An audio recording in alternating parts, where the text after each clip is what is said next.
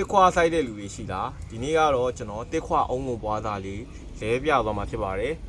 ကျွန်တော်ရှိရဝယ်ယူတဲ့လူတွေလည်းမတီသေးတဲ့လူတွေလည်းတီသွားအောင်ကျွန်တော်လဲပြပြီးမှဖြစ်ပါတယ်တစ်ခွာပွားသားလဲကိုအုံငုံလေးတွေကျွန်တော်ရှိမှလည်းဝယ်ယူရရှိနိုင်ပါတယ်ဒီလိုမျိုး22ပြည်အိတ်ကို1000ကျပ်နဲ့ဝယ်ယူရရှိနိုင်ပါတယ်6လက်မအိုးဆိုရင်အိုး30လောက်ရပြီ3လက်မအိုးအသေးလိုမျိုးဆိုရင်တော့အိုး60နီးပါးလောက်ရပါတယ်ခင်ဗျ44ပြည်အိတ်2အိတ်ပေါင်းတိတ်ကိုတော့2000ကျပ်ပါเนาะဒါလေးက1000ကျပ်ပါဗျဒီလိုမျိုးထူပြီးချိန်ပြီးသားလေးပါဆိုတော့ဗီဒီယိုလေးကိုဆက်ကြအောင်ဗျအုံငုံတွေကိုကျွန်တော်တန်ရှင်းရေးပထမဆုံးလုပ်ပါမယ်အုံငုံတွေမှာအဖန်တွေအစည်းတွေအမှုံတွေမွှားတွေဆက်သွားအောင်ပေါ့နော်အဝတ်တွေရေးဆေးတူပဲ2ရီ3ရီလောက်ဆေးလိုက်ပါမယ်အဲ့ဒီခါမှာအုံငုံရောက်အရှိတွေကထွက်သွားပါမယ်ပြီးရင်ကျွန်တော်တို့တဘာဝမှုသက်ပိုးသေးစီလေးနဲ့စိတ်ပါမယ်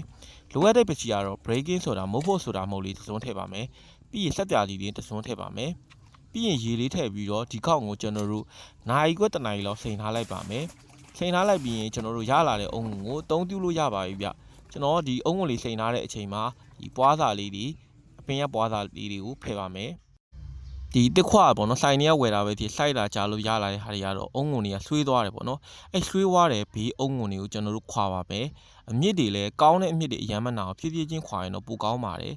ကြားတဲ့အကြီးပေါ့နော်အောက်တချို့အမြင့်တွေကတော့ကျွန်တော်ညှက်ပလိုက်လို့ရပါတယ်ဗျကျွန်တော်ကတပင်လုံးပြောင်နေအောင်မနှွားပါဘူးနော်ပွားစာလေးကိုအရင်အုံလေးမကြံအုံလေးနည်းနည်းကြံအောင်ထားပါမယ်အုံလေးပေါ့နော်အဲ့ဒါမှဒီအမြင့်အုံအရင်ကအုံလေးမပြတ်သွားတယ်တလေးချန်ပြီးတော့ဒီ3လက်မအိုးကနေပြီးတော့6လက်မအိုးကိုချိန်ပါမယ်